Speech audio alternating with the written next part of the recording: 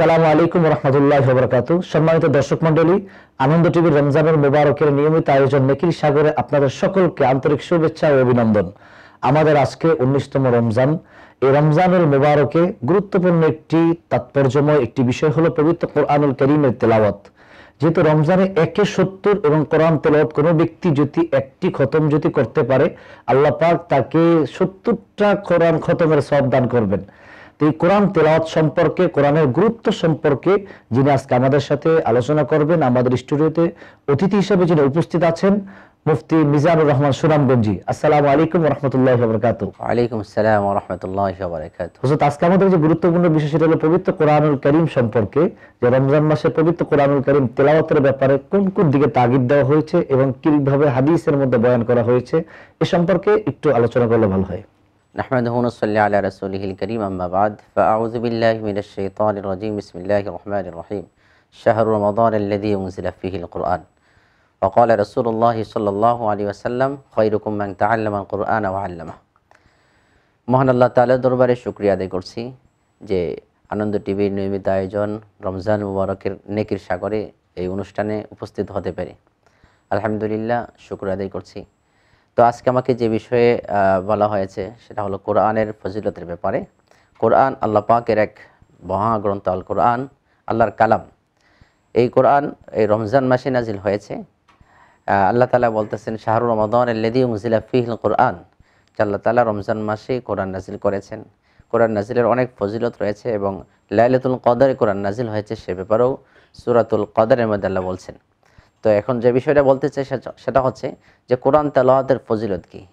নবীজি সাল্লাল্লাহু আলাইহি ওয়াসাল্লাম হাদিস শরীফে বলেছেন, মান ক্বারা হারফাম মিন কিতাবিল্লাহ ফালাহু বিহি হাসানাহ ওয়াল হাসানাতু বিআশরি আমসালিহা লা আকুল আলিফ লাম মিম ওয়ালাকিন আলিফুন হারফুন ওয়া লামুন হারফুন ওয়া মিমুন হারফুন আও কামা ক্বালা আলাইহিস সালাতু ওয়াসসালাম। রাসূলুল্লাহ সাল্লাল্লাহু আলাইহি ওয়াসাল্লাম বলেন, কোন ব্যক্তি যখন কোরআনে কারীমের একটা হরফ তেলাওয়াত করে তার আমলনামে 10টা নেকি লেখা হয়। সুবহানাল্লাহ। তো নবীজি বলেন, আমি এই কথা বলি না যে আলিফ লাম মিম 3টা হরফে একটা হরফ, বরং আলিফ এক হরফ, লাম এক হরফ, মিম এক হরফ।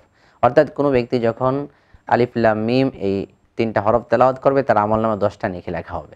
আর এই তেলাওয়াত যদি রমজান মাসে হয়, রমজানে 170, অন্যান্য মাসে এক হরফ পড়লে 10 নেকি, রমজানে এক হরফ পড়লে 70 নেকি। সুবহানাল্লাহ।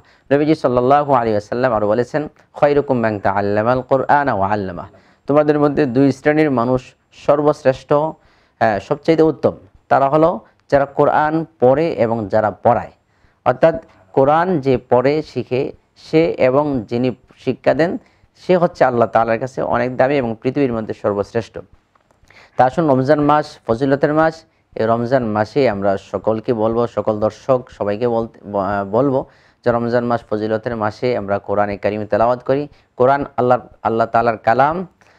যে ব্যক্তি এই কোরআনে কারীমের তেলাওয়াত বেশি বেশি করবে সে আল্লাহর সাথে তত বেশি বেশি কথা বলল। এজন্য আমরা সকলেই কোরআনে কারীমের তেলাওয়াত বেশি বেশি করে তেলাওয়াত করি এবং নেকি অর্জন করি এবং আল্লাহ তাআলার সন্তুষ্টি অর্জন করি। আল্লাহ আমাদেরকে তৌফিক দান করুন। তো আমরা যে বিষয়টা এই জায়গার মধ্যে, যে পবিত্র কোরআনুল কারীম আমরা বেশি বেশি তেলাওয়াত করার ব্যাপারে, এবং পবিত্র কোরআনুল কারীম এটা হলো একটা ম্যাগনেট, আমরা যতটুকু জানি। অর্থাৎ এটা মানুষ যত বেশি পড়বে তত বেশি তার জীবনকে সে উন্নতি লাভ করতে পারবে এবং সমস্ত সমস্যা সমাধানের একমাত্র ধারক বাহক যাকে বলে সেটা হলো পবিত্র কোরআনুল কারীম। তো আমরা পবিত্র কোরআনুল কারীম অন্যান্য মাসে যা তেলাওয়াত করি তার থেকে আমরা এই মাসে আরো বেশি আমরা তেলাওয়াতের চেষ্টা করব। আল্লাহ পাক আমাদের তৌফিক দান করুন। এবং আমরা এখন কাল বিলম্ব না করে আমরা সরাসরি চলে যাচ্ছি দোয়ায়। আজকে দোয়ার মাধ্যমেই আজকে আমাদের অনুষ্ঠান এই জায়গায় শেষ হবে। দোয়ার জন্য আমি সরাসরি অনুরোধ করছি আমি হুজুরকে। আল্লাহুম্মা আমিন। রব্বানা যালামনা আনফুসানা ওয়া ইল্লাম তাগফির লানা ওয়া তারহামনা লানাকুনান্না মিনাল খাসিরিন। রব্বিরহামহুমা কামা রব্বায়ানি সগীরা। রব্বি ইজআলনি মুকিমাস সালাতি ওয়া মিন যুররিয়্যাতি রব্বানা ওয়া তাকাব্বাল দুআ। আয় পরওয়ারদিগার আলম মালিক, আপনি আমাদের এই অনুষ্ঠানকে কবুল আর মঞ্জুর করে নেন। আয় আল্লাহ, দেখতে দেখতে 19 রমজান চলে গেল। মেহেরবানি করে আমাদের জীবনের সমস্ত গুনাহগুলিকে মাফ করে দেন। আল্লাহ, যারা এই অনুষ্ঠান আয়োজন করেছে আল্লাহ সবাইকে কবুল আর মঞ্জুর করে নেন। বাকি রমজান আল্লাহ আপনার হুকুম মতো কাটানোর তৌফিক দান করেন। আমাদের মা বাবা ভাই বোন আত্মীয় স্বজন আল্লাহ পাড়া প্রতিবেশী বন্ধু বান্ধব সবাইকে মাফ করে দেন। এই দেশের উপর খাস রহম করেন। আয় আল্লাহ আমাদের দেশের মধ্যে শান্তির ফয়সালা করেন। আমাদের পক্ষ থেকে অসংখ্য গণিত দরুদ সালাম প্রিয় নবী মুহাম্মদ আরবি সাল্লাল্লাহু আলাইহি ওয়াসাল্লামের রোজা মুবারকে পৌঁছায়া দেন। ওয়া সাল্লাল্লাহু তাআলা আলা খাইরি খালকিহি মুহাম্মদ ওয়া আলিহি ওয়া সাহবিহি আজমাইন। আমিন আমিন আমিন বিরহমাতিকা ইয়া আরহামার রাহিমিন।